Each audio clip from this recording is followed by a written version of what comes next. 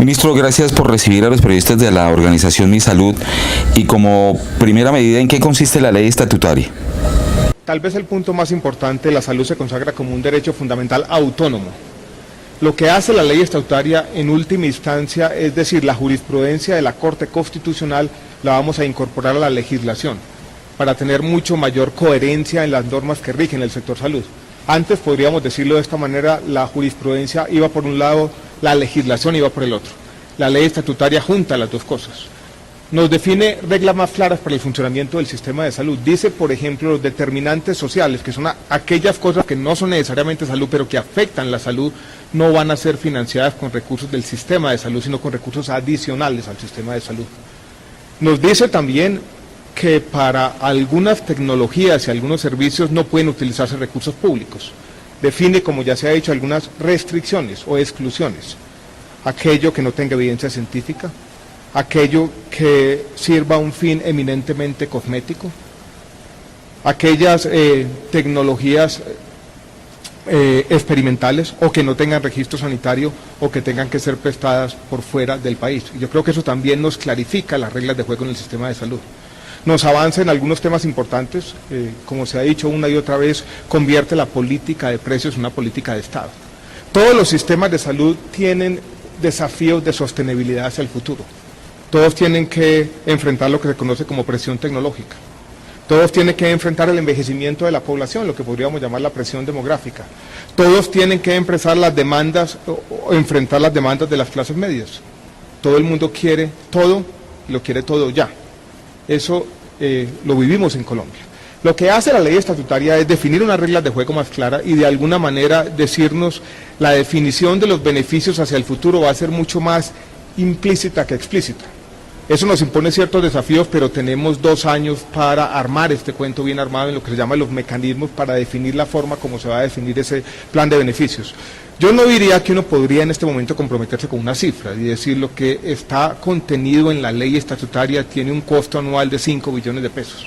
Ese cálculo es aventurado, está avanzado en unas extrapolaciones que yo no diría que son falsas, pero son al menos inciertas hoy en día.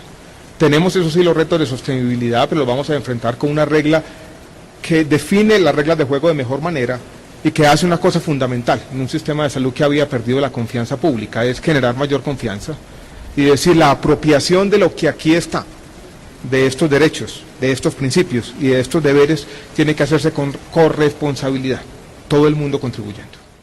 Ministro, las asociaciones dicen que esta ley va en contravía al plan de desarrollo del gobierno nacional. ¿Es esto cierto? Es absolutamente falso. Siempre dijimos desde el comienzo lo siguiente, la ley estatutaria define el qué, define cuáles son los beneficios, acota la responsabilidad del Estado, define esos principios y esos derechos. El cómo lo definen las leyes ordinarias. Por ejemplo, cuando dice la ley del plan de desarrollo, vamos a tener en el Fondo de la Salud un FOSIGA, una unidad de gestión independiente, que no contenga las subcuentas que tiene hoy en día y que va a acumular todos los recursos del sistema de salud.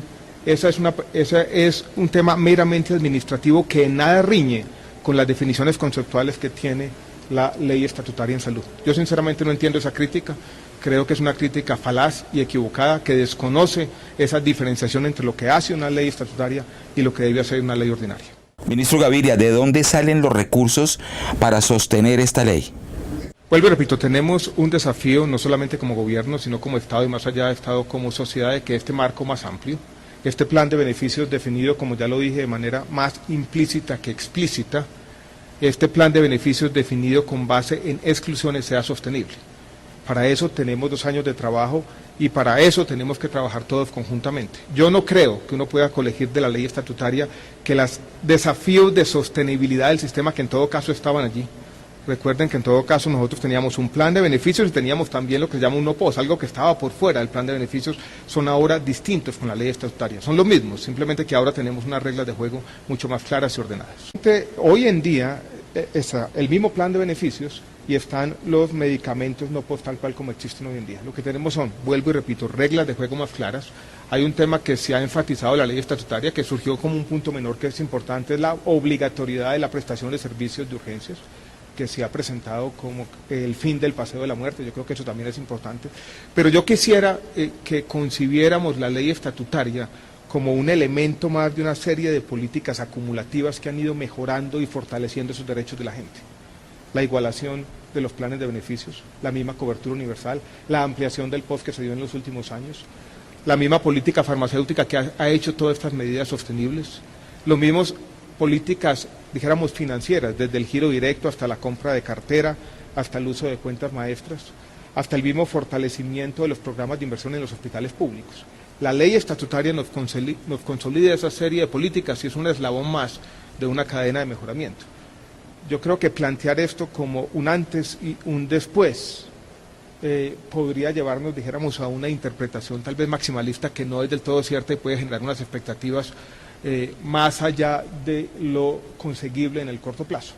Quiero que concibamos esta ley estatutaria también como un elemento más de una serie de políticas que han venido mejorando y mejorando de manera sustancial y sistemática el sistema de salud. Finalmente, ministro, ¿realmente esta ley se puede sostener sin que se quiebre el sector? Eso no es cierto, vuelvo y repito, no podemos decir de manera ligera, sin haber hecho los cálculos, sin haber definido el mecanismo, sin haber tenido una reflexión cierta de cuáles son las políticas que van a acompañar la implementación de la ley estatutaria, que el sistema se va a quebrar. El sistema de salud de Colombia, como todos los sistemas de salud del mundo, tiene un desafío de sostenibilidad. Tenemos nuevas tecnologías que están llegando, tenemos el envejecimiento de la población, tenemos las demandas sociales, con eso tenemos que lidiar. La ley estatutaria nos da un marco adecuado, legítimo, que también es muy importante. Esto fue producto de una iniciativa de la sociedad civil, una ley que mejoró de manera sustancial en el Congreso y que hoy se está sancionando después del aval previo de la Corte Constitucional.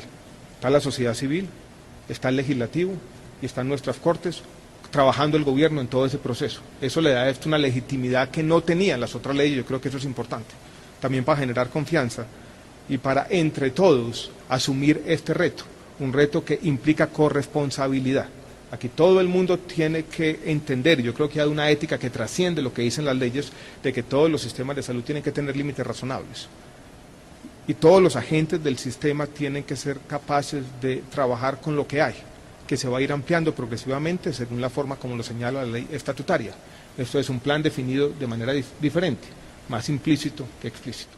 Nuevamente, ministro Alejandro Gaviria, gracias por recibir a la organización Mi Salud.